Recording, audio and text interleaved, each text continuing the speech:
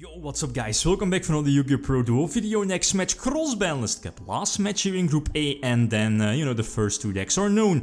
That will go through in, at least to the top 16 playoffs. So, still Group A, last two decks, we have Troop-Dupe-Scoop from 2007. Basically, Machine B-Town is going to take on XX-Sabers from 2011. Basically, X-Saber format, together with Infernities, right? First deck list, Machine B-Town, Troop-Dupe-Scoop, right? We know the deck heavily focused on machines. This should be T's list, right? Punsambat, I hope I pronounce his name right, with a Tech Hex Sealed Fusion. First place, by the way, back then. 2011 X-Sabers or XX-Sabers featuring pre-errata Dark Souls. Again, the same Dark Soul or Dark Souls is able to activate multiple times during the same end phase when it's sent there multiple times, right? Triple Full Troll, again, a deck speaks for itself, featuring Cottons. Again, both decks are using the standard rule of opening with 6 cards. I opened first, Future Fusion for 2. You could maybe Future Fusion for the Chimera deck Over Dragon. It's Over Dragon, right? It's not for... No, Chimera deck Over Dragon, it's sending all of your machines from your deck to the graveyard. But, Future Fusion, it's very similar to... I was about to say Premature Burial, but, when Future Fusion leaves the field or where Chimera hits the field, it will blow up your entire field, right? So it's most of the time just better to send either 2 or 3 Cyber Dragons from your deck to the graveyard. Machine Beat, as the name says, back then was kinda revolutionary, because again it was so fast, much faster than the decks back then, like Flip Flop or Monarchs. Flip-flop control, that is, because of stuff like Cyber Phoenix kinda protected your Card Trooper, Cyber Dragon from stuff like Snatch Steal or Brain Control, right? He only hits the board, and that's a crucial one, that's a big one. He only like basically a Harpy's Feather Duster when it hits the field. And okay, I do get off a Morphing Jar, but Full Helm Knight triggers when it destroys a defense position monster, Reborn an X-Saber from your graveyard, right? So together with, let's say, Royal Oppression, a deadly combination. So yeah, I do get off, at least, a Crush card, but I don't think it matters, right? Was it Crush card? Not sure. Then again, what is it going to do, right? Barkion hits the board, and I believe my 2 sets are kinda dead. It's not going to matter. Full Troll hits the board again for Full Helm Knight, and again Barkion will just, protect the deck against stuff like Mirror Force or whatever. So again, going first, this is a decent opening double set, one monster, right, which I think is the Kachi. It's going to get, Nobleman, and that's a problem, because, Nobleman is going to banish the same names from the deck from both players' decks. But, X-Sabers here is obviously not running the Kachi. I did side deck in, I believe it's called Chain Disappearance against stuff like Dark Soul, and this is one of the best top decks I could have, could have gotten, right? So back in the old school days, Brain Control followed up by a Monarch was a superb play, let alone Ryza, right? Targeting one of the 2 back rows, and under Royal Degree, that's devastating, because again your opponent is set back basically 1 extra turn. Top decking Cyber Phoenix, that's cool, but again, both players are under Royal Decree, and not sure my other sets are. Are those 2 traps? I think so, but that's how it is, right? You could kinda side deck in Royal Decree to, I mean, if your opponent knows you're side decking in Degree, they might think, well, I mean, that I'm running a lot of traps as well. Well, a couple of, right, like Trap Dash Shoot and so on, but you could definitely side deck in Royal Degree to put up the pressure, maybe catch your opponent by surprise, them not expecting you would side deck in Royal Degree. But I mean, let's face it, if you take a look at X-Sabers, there is Gotham's Emergency Call, there are the Warnings, the Solemn Brigade, so I think it's well deserved, right, getting in those, or at least putting in those Royal Degrees. So going second, and Trap Dash Shoot, that's fine, your opponent will just draw here, but I believe it's going to get met. No, okay, Chain Disappearance is hit, so immediately flip over Dash Shoot. Not sure what I sent. Was it Cyber Dragon? I believe so, because again, Cyber Dragon was this, I mean, not sure, was Chimera tech already released? Or was it already released in the OCG? I mean, Cyber Dragon is, at least as you know nowadays, side-teching Cyber Dragon against machine decks is superb. It's a free quote-unquote dark hole that lets you, keep that big beatstick in the form of Chimera tech Fortress, I believe, right? This is an iffy Trishula. Well, you're kind of losing double Emmer's Blades. Then again, you're getting like a Trishula, banish one on field, in hand, engrave, that's strong, but machine beat, Troop-Dupe-Scoop, those powerful ping. I actually siled in triple Ryza, I think, right? Even though it's not that consistent of brain control slash snatch steal, first go for damage and then 3-bit away for a monarch. Okay, it's not consistent, but if it's there, it's a superb play. So Pashul is basically a Spirit Reaper, but I believe my opponent does get 1000 damage every time during my, is it draw phase or standby phase? I think so.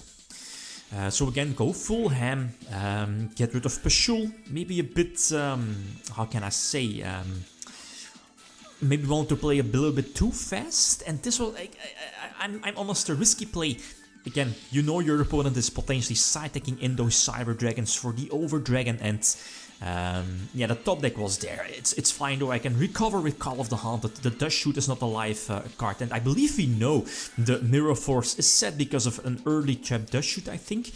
But yeah, this is an iffy one. Yeah, Dark, I mean, why shouldn't you go for Hyunlei? Destroying both the back rows, Cyber Dragon is destroyed, and plus, yeah, Dark Soul is going to get triggered. Searching Full Troll, that might be, I was about to say greedy play, but I mean, there are so many normal summon X-Sabers you can draw, and then if you can drop Full Troll, it's game over, right? So I have to stall another Full Troll. That's not something you want to see, but I'm super far behind, and I was like, well, there aren't any cards that, could get me back in a duel. But then I draw Crush Sangan, and I was like, oh, wait a minute, I can still get myself back in a duel. No judgment, and yeah, Crush Sangan keeps me, well, Crush card, I mean, let's face it, pre-errata Crush card keeps me in a duel. Search Card Trooper, set up my graveyard, even though it's not that important, but, getting off that 1900 beatstick with the potential Ring of Destruction set, that could be devastating, right? Plus the opponent is still under Crush card. Draw Ryza, that's okay. Cyber Dragon for Ryza is still a powerful play if the Card Trooper is destroyed. So now I try to push for a game with the Ring of Destruction, but I get met by Book of Moon. That's fine.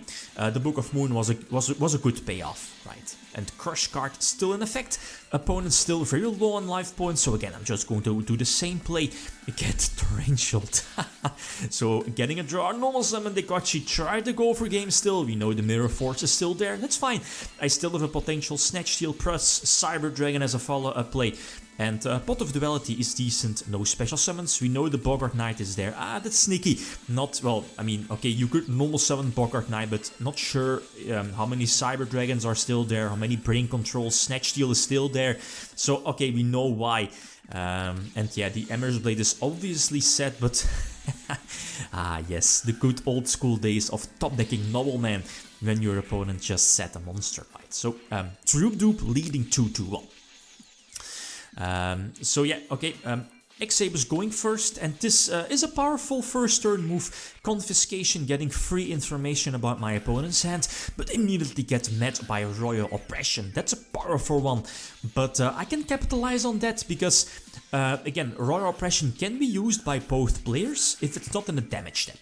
So I'm going to rise at the field, and of course just leave Royal Oppression on the field because X-Sabers is behind, and with a big powerful Monarch on the field, having Royal Oppression on my opponent's side of the field, that's definitely very strong. Full Helm Knight is there. This was an iffy play on my part because I believe he knew the Nobleman was there, yeah. And of course, yeah, the Mask of Darkness was also a dead card, but, Bogart Knight is still able to activate under Royal Oppression, so that's an iffy one, right? Keep that in mind. Again, set Cyber Phoenix this time with the big defense, yeah. But still, it's again going to be a very slow game. Royal Oppression is still there, basically blocking both players from putting up big extra deck monsters. And I think we know there is a Mirror Force set, or any form of battle trap. Not sure, or am I not risking the battle? Yeah, that's probably the case. And we know there's Mystical Space Typhoon, so okay, Mystical Space Typhoon could definitely be dropped here indeed under Roar Oppression, and if, you know, Full Troll is indeed going to drop, then this is not good news for me. And Gotham's hits the field. Emmer's Blade, you know how it goes. Back in the old school days, get some damage. Search Boggart Knight, which is basically a big beat stick here. Get rid of Cyber Phoenix and the Dark Soul for the Emmer's, well, yeah, for the end phase. Search plus Air Bellum, basically the Donza Luke for the deck, discarding a card. And then, you know, Gotham's rules followed up with multiple discards as well. And this Search of Full Helm Knight is a biggie, but okay, Spirit Reaper, good top deck, blocks the Full Helm Knight from, you know, resolving, because again, it cannot be destroyed by battle. So the Spirit Reaper keeps me in the duel, but as you see, it's just going to be like a matter of time, because the Gotham's Emergency Call is indeed going to flip face up, yeah, because of, think about it, like, Emergency Call, okay, it's only alive mid-game, or, you know, after a couple of turns, because it needs to reborn two, you know, X-Saber monsters, but if you can get it off, then it's such a devastating card. So many pluses off of it. So set 1 monster, set 3. I don't think I need to fear Heavy Storm, but Yunlei is definitely something I need to fear. But, you know, there's options for that to prevent it from hitting the board. Go all out, I guess. Okay, because of Ring. Yeah, okay, that's cool. That's, you know, one of the options to get rid of the Emmer's Blade and indeed not let it, you know, trigger and searching, you know, like an X-Saber monster from the deck.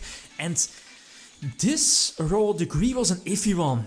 I was like, well, if I didn't do it, Pashur would have hit the board, potentially threatening me with, you know, a big Gotham's play, maybe Yunlei play, not sure my other sets were. But I believe there was something to prevent the Cyber Dragon from hitting the board, not sure. And yeah, that Cyber Dragon was just such a devastating card, right? And the thing here is that, but again, correct me if I'm wrong, if I normal summon my Cyber Phoenix, it's going to put the match into an eternal loop. No, because Snatch Steal targets Chimera, and if I normal summon Cyber Phoenix in attack position, the Chimera deck will just switch positions every time, right? So I'm not sure if I'm able, I'm not sure how it was back then, if I'm allowed to either normal summoning it or how it was back then. But it's not going to matter. The Royal Degree is going to, you know, prevent myself from activating traps. And yeah, Full Troll and the Chimera deck. Yeah, the Chimera deck and Cyber Dragon definitely was a turnover point previously in the duel. But okay, that's how it goes. So both these decks will indeed move on to the top 16 playoffs. X-Sabers and Reasoning Gate the deck. Next group, we have Group E. So again, like always, feel free to leave your predictions. We have 2050 Necros versus Danger Thunder. Ooh, iffy one, especially because of the chin lock, right? Okay, guys, that's it. Thanks for watching. Feel free to leave a comment or like if you enjoyed the video. Devianart. Peace.